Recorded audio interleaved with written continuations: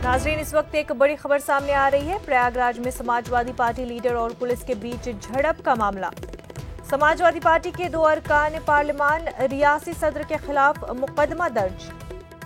भीड़ को उकसाने का इल्जाम।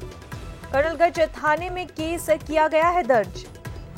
46 नामजद और 250 नामालूम अफराद के खिलाफ मुख्तलिफ दफात के तहत मुकदमा दर्ज कराया गया है। बदायूं के रुकन पार्लिमान धर्मेंद्र यादव और फूलपुर के रुकन के खिलाफ केस दर्ज किया गया है। नाज़रीन, आपको एक बार फिर बता दें, प्रयागराज में समाजवादी पार्टी लीडर और पुलिस के बीच झड़प हुई है। आप तस्वीरों में देख सकते हैं कि किस तरह से पुलिस और समाजवादी पार्टी के अरकान में झड़प हुई है। समाजवादी पार्टी के 2 अरकान पार्लिमान और रियासी सदर के खिलाफ मुकदमा दर्ज कर लिया गया है। उन पर भीड़ को उकसाने का इल्जाम लगाया गया है। कर्नलगंज थाने में ये केस दर्ज किया गया है। आपको बता दें कि 46 नामजद और 250 नामालूम अफराद के खिलाफ मुख्तलिफ दफात के तहत ये मुकदमा दर्ज कर लिया गया है।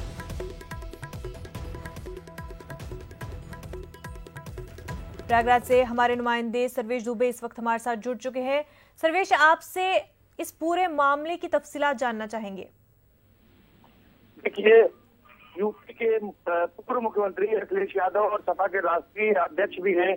उनको कल यहाँ पर इलाहाबाद यूनिवर्सिटी में आना था और शासन के शिरकत करना था। वो यहाँ आने से उनको लखनऊ एयरपोर्ट पर, अमौसी एयरपोर्ट पर ही सरकार ने रोक दिया। इसके बाद वो यहाँ पर नहीं पहुंच सके और यहाँ पर जो है उनका आना नहीं हो सका, जिसके बाद यहाँ पर जो है यहाँ पर तमाम जो सपा के कार्यकर्ता था वो बमरौली एयरपोर्ट पहुंच गए थे उनको रिसीव करने। उन्होंने वहां पर हंगामा किया।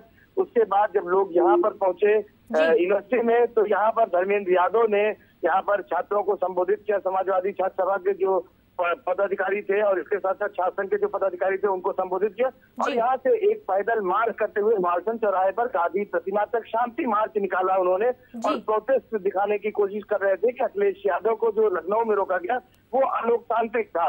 लेकिन गांधी प्रतिमा पर जब धर्मेंद्र यादव अपने समर्थकों के साथ, समाजवादी छात्र सभा के नेताओं के साथ, सपा के नेताओं के साथ बैठे थे, इस बीच कुछ उपद्रवियों ने पथराव शुरू कर दिया, जिसके बाद वहां पर जो है अराजक की स्थिति हो गई और पुलिस वाले कई उसमें घायल हो गए, जिसके बाद पुलिस को लाठीचार्ज करनी पड़ी और कई राउंड में वहां पर लाठीचार्ज हुआ और 2 राउंड वहां पर फायरिंग भी हुई। इस पूरे मामले में धर्मेंद्र यादव भी घायल हुए और कई पुलिसकर्मियों को भी चोटें आई, जिन्हें अस्पताल में भर्ती कराया गया। इस मामले में सैकड़ों लोगों को पुलिस ने कल हिरासत में ले लिया था और देर रात कर्नलगंज थाने में 2 सपा सांसदों, बदायूं से सपा सांसद धर्मेंद्र यादव और फूलपुर से सांसद नागेंद्र पटेल के साथ ही साथ सपा प्रदेश अध्यक्ष के खिलाफ मुकदमा दर्ज हुआ। इसके साथ ही साथ 46 दूसरे जो है सपा नेताओं के खिलाफ मुकदमा दर्ज हुआ, जबकि 250 नामालूम यानी अज्ञात लोगों के खिलाफ भी मुकदमा दर्ज कर लिया है पुलिस ने और पुलिस इस मामले में अब जांच कर रही है और जांच के बाद कार्रवाई की बात कर रही है। जी बिल्कुल सर्वेश, बहुत बहुत शुक्रिया आपका तफसीलात फराहम करने के लिए। नाजरीन, आपको एक बार फिर बता दें, पूरा मामला प्रयागराज में समाजवादी पार्टी लीडर और पुलिस के बीच झड़प का है। आपको बता दें कि कल प्रयागराज में अखिलेश यादव को लखनऊ जाने से रोक दिया गया था, उसी से जुड़ा मामला है। समाजवादी पार्टी के 2 अरकान पार्लिमान रियासी सदर के खिलाफ मुकदमा भी दर्ज कर लिया गया है।